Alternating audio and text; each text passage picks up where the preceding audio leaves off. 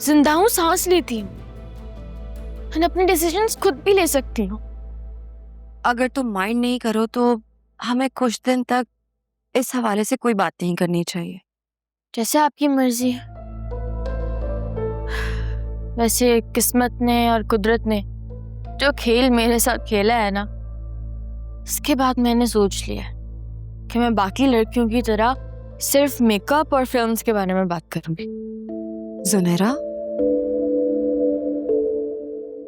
तुम ठीक तो हो ना? मैं बिल्कुल ठीक हूँ, देखे, बल्कि ज्यादा फ्रेश फील कर रही हूँ। अच्छा, आप एक काम करें कि मुझे नाश्ता बना के दे दें, हाउस हेल्प चली गई है। नहीं, वो मैंने उसे खुद वापस भेज दिया था।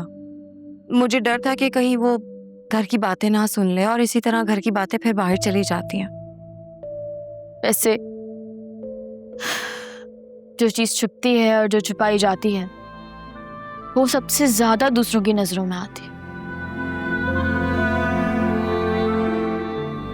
मेरा केस ही देख लें। किसी को क्या पता था कि निकाह की पिक्चर शान की कजन को मिल जाएंगी। Sunaira, let's not talk about it please. मैं आंटी के लिए नाश्ता बना रही हूँ, तुम भी बता दो क्या खाओगी? ना आपके साथ ही बना लेती हूँ, पापा अकेले थोड़ी ना बनाएंगी। हाँ, प्लेट निकालो।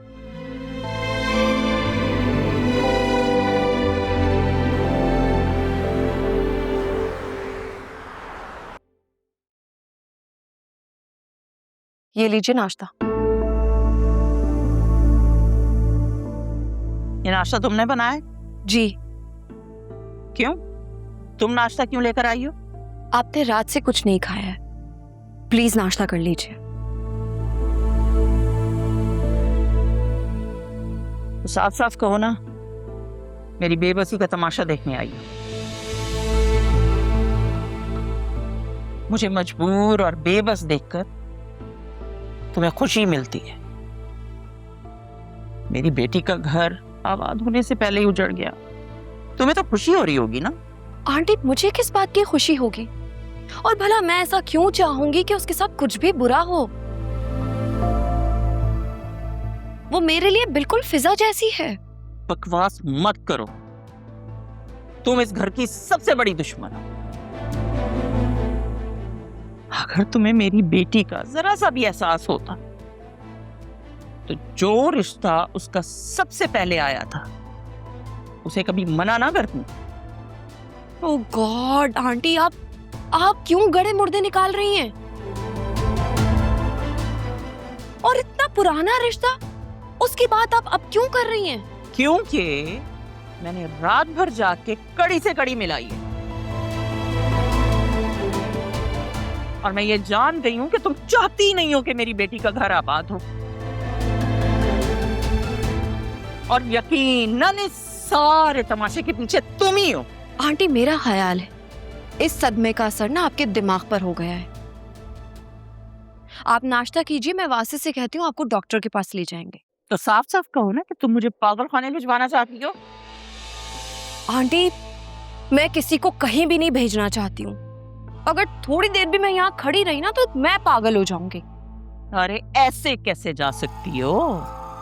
तुम्हें अपने गुनाहों का हिसाब देना होगा। मेरा सबसे बड़ा गुनाह तो ये है कि मैं इंसानियत के नाते आपके लिए नाश्ता ले आई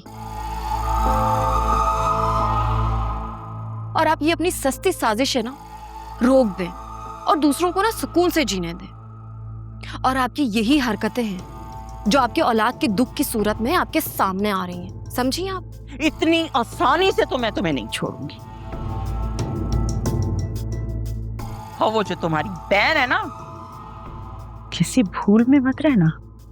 मैं मरती मर जाऊंगी लेकिन उसे इस घर में ब्याह के नहीं लाऊंगी, समझी तुम? आपको सच में इलाज की जरूरत है।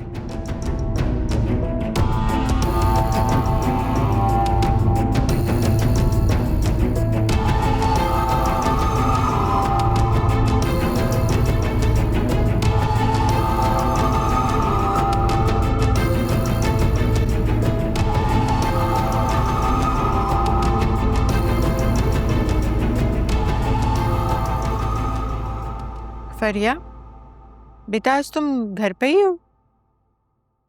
Depends who's asking. वो तुम्हारी हीरा आंटी आई हुई है लंदन से, वो आना चाह रही थी। श्योर, आप उन्हें बुला ले। मैं आज पूरा दिन ही घर हूँ। ओह वाह, चलो शुक्र है तुम्हें भी घर पे रहने का वक्त तो मिला। आप भी ना।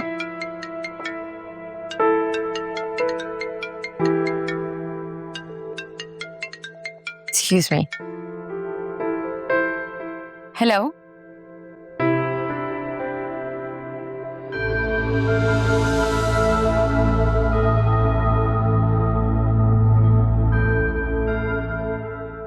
Okay, thank you so much. मामा, मुझे ऑफिस में बहुत एक अर्जेंट काम आ गया है, मैं आपको मिलती हूँ। अभी तो तुमने कहा कि तुम कहीं नहीं जा रही हो। मुझे बहुत एक अर्जेंट काम आ गया ऑफिस में, प्लीज। अच्छा मुझे बता दो कब तक आ जाओगी तुम? हीरा और उसकी बेटी आएंगे ना मिलने के लिए। तो मॉम, आप उन्हें एंटरटेन कर लेना ना। अब मुझे नहीं पता कि मुझे कितना टाइम लगेगा ऑफिस में, मैं शायद थोड़ी लेट हो जाऊं।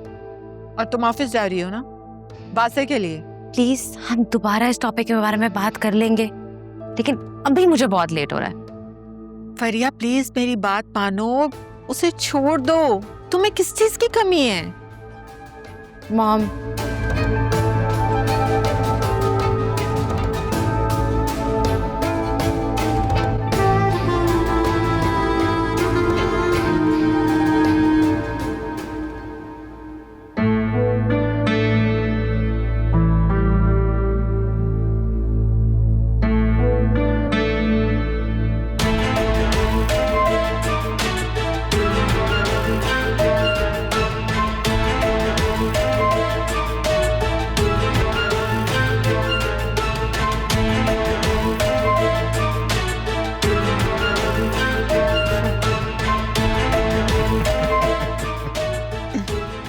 हमें पुलिस के चक्रों में डाल के इनकी अय्याशियां चल रही हैं। सुल्तान भाई, आप हुक्म करें, इसे यहीं पर उड़ा दूं? नहीं नहीं, इसकी कोई जरूरत नहीं है। इस तितली को उठाना है और वो बेचारा तड़प तड़प के ही मर जाएगा।